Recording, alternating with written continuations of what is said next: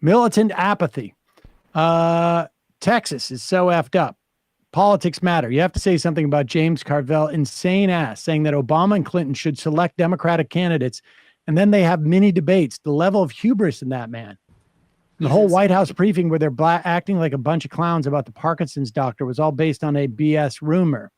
What do you mean? Well, the doctor might have specialized in things besides Parkinson's, I guess, too. It's not exclusively a Parkinson's doctor. Is that the point? I think so. I really think he has declined in the last 6 months. I've seen it happen with my own family.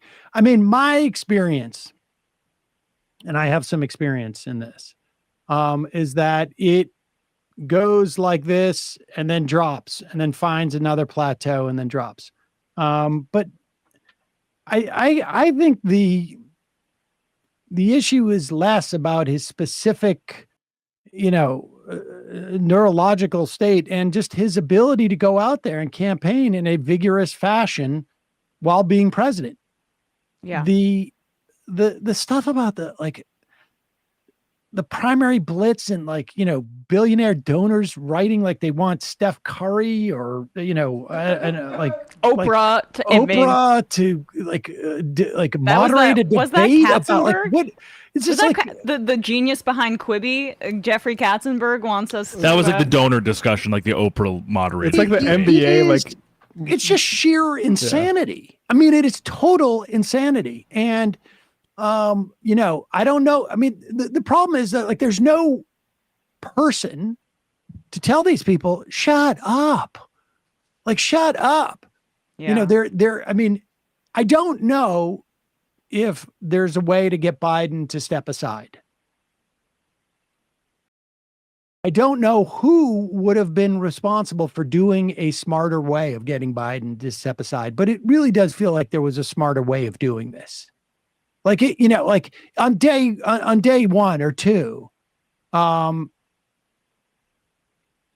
Chuck Schumer and Jeffries, and if they had to recruit Pelosi and some other old person somewhere to go in and say, or Obama and go in and to say to him, look, we're really concerned.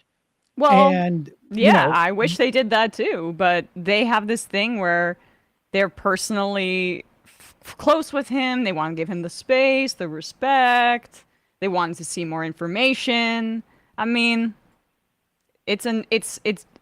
we should not, I feel like, be surprised by Democratic Party inertia, right? No.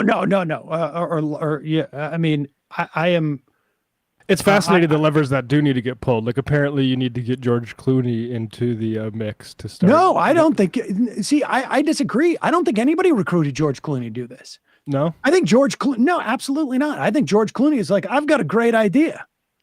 How do I know it's a great idea? Because I'm a famous actor and I have made millions upon millions of dollars in selling tequila. So it's a great idea. What? You don't think he could be talking to some Democrats behind the scenes and saying, okay, I'm going to... Because he headlined a fundraiser. I think he is definitely freelancing. But he's so close with the Democratic Party. He held a fundraiser that had the largest single night haul for Biden's reelection campaign. Those two things are not mutually exclusive. I mean, look, if there's anything that we've learned from this, okay, it's what does that mean? Close to the Democratic Party? Who's in charge of this? Do you think Jamie Harrison is going over to the White House and going that's the thing. No. There is no central Politburo of the Democratic Party. But you're saying I'm saying that, or you're alluding that I'm saying that when I haven't been saying that. I'm not saying that there's someone behind the scenes saying you do this, you do that. But they're having conversations. They're all saying this is concerning. They're well connected. They're talking to other Democrats. That's what I'm saying. Right, but there's no doubt in my mind that Clooney is talking to other people, but there's also no doubt in my mind that there's no one who's going to say to George Clooney, "That's a bad idea, man. That's really dumb. You're going to come off like who are you?" Nobody's saying that to him. There's nothing I believe more than nobody's saying that to him. I don't doubt it. I mean, I'm sure full of himself, but And there's nobody. I don't know saying how that to bad of an him idea in it the is, to be same honest. way. In the same way that nobody's saying it to Biden. Like there, it's everybody is afraid of being pushed off the the island, as it were. Gooberville. Biden's advisor bring him polling numbers and he reflexively denies them because he thinks they're talking about Palestinian death tolls.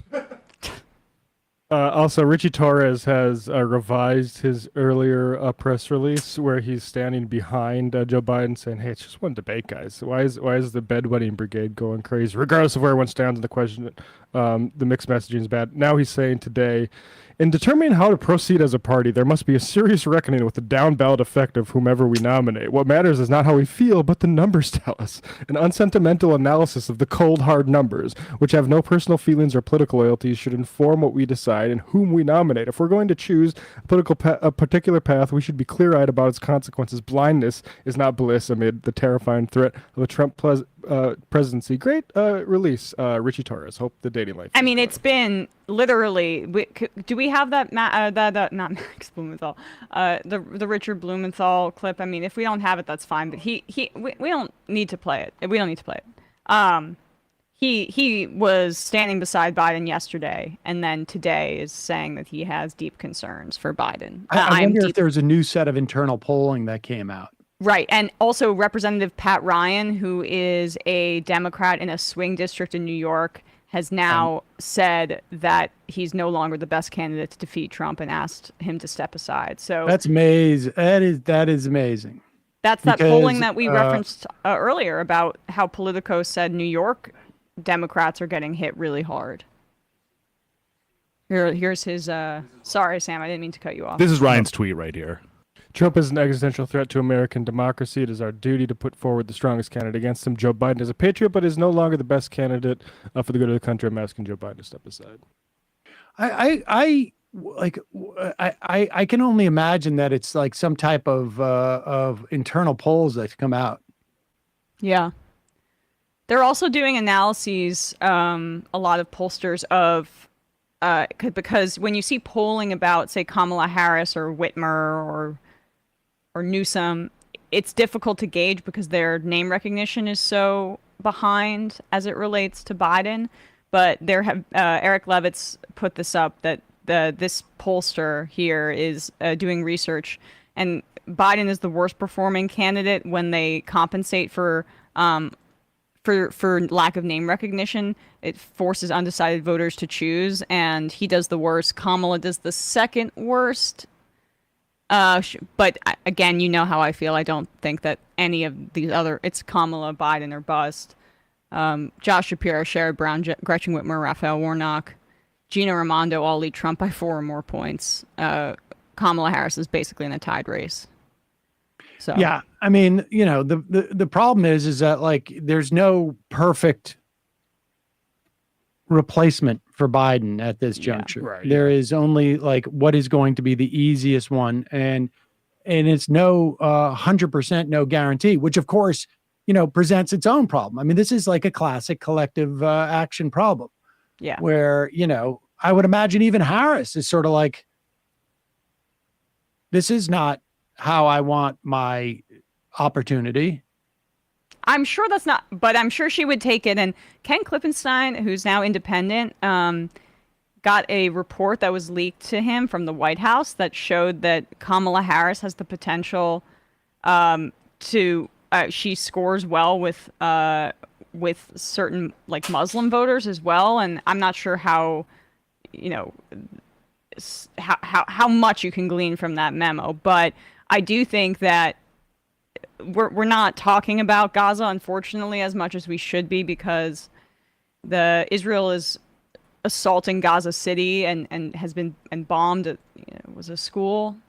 Yes, horrible. This taking Biden off too also helps alleviate that pressure. Well, and with regards to like Kamala, if she doesn't want it, she shouldn't have been vice president to an 83-year-old, because he could die right now and would be in the exact same position. No, that would be a better way. That'd be for much her to better. enter. I agree with that. Yeah. But if she doesn't want it this way, she should make that plain, and then we could have some sort of other type of selection, which I agree would be way less optimal than just sliding her to the top of the ticket and replacing a VP. But that stuff should be made clear, and I hope that's being discussed now as they plan to move forward.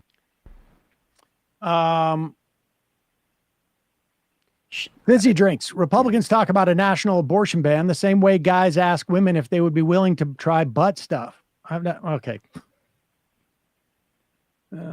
Why? Why? What's going on? You're not. You don't respect the rule of law. 646-257-3920. 646-257-3920 is the phone number. I'm turning on the phones. Narkorski. Meanwhile, Biden thinks he's having lunch with Gold in My Ear and Sam Rayburn. Oh, God. Get her on the phone. Hey, folks, don't forget to hit the subscribe button and check out our daily show. We do it every day at 12 p.m. Eastern for about 2.5 hours. We even take phone calls. You should check that out.